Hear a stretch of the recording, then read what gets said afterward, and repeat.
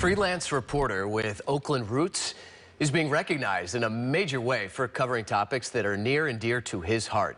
Julian Brave Noisecat has been presented with the American Mosaic Journalist Prize. Yeah, along with that honor comes $100,000 to help him continue shining a light on people who have been here longer than the rest of us, but are oftentimes left out of the spotlight. Our Chron 4's Ella Sogomonian is live in the studio.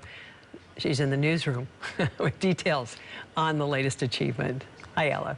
Hey there. Well, Julian has a lot to be grateful for, to say the least, and it all started in his hometown of Oakland, where he developed storytelling skills and a sense of pride for his Native American heritage. That's Berkeley High graduate Julian Brave Noisecat in one of his many powwow performances. But this time, it's not the traditional Native dancing that he is being recognized for, but another form of storytelling.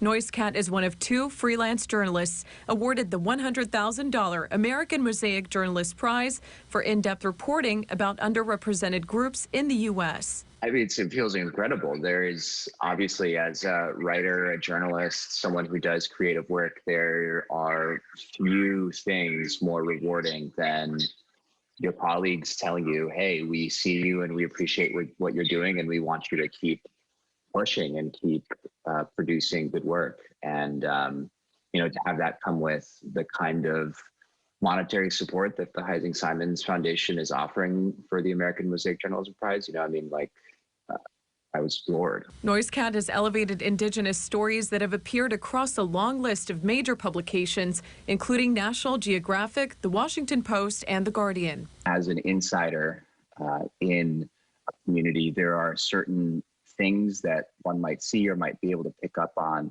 and also might have the sort of authority and license to write about that outsiders just, maybe because they don't know or because they're not really part of something, they can't bring that into the material. His passion for unearthing stories about Native tribes grew from a seed in the East Bay, where as a kid he took notice of how little even locals knew about people who have been in the Bay Area for millennia. So on the 50th anniversary of the 1969 Alcatraz occupation, he helped lead a canoe journey that brought together tribes from as far as Canada and Hawaii.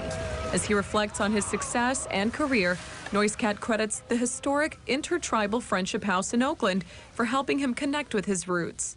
Growing up in Oakland and in the urban Native community in Oakland gave me this sense that there was this wonderful, expansive Indian country out there that I could be part of, and was part of.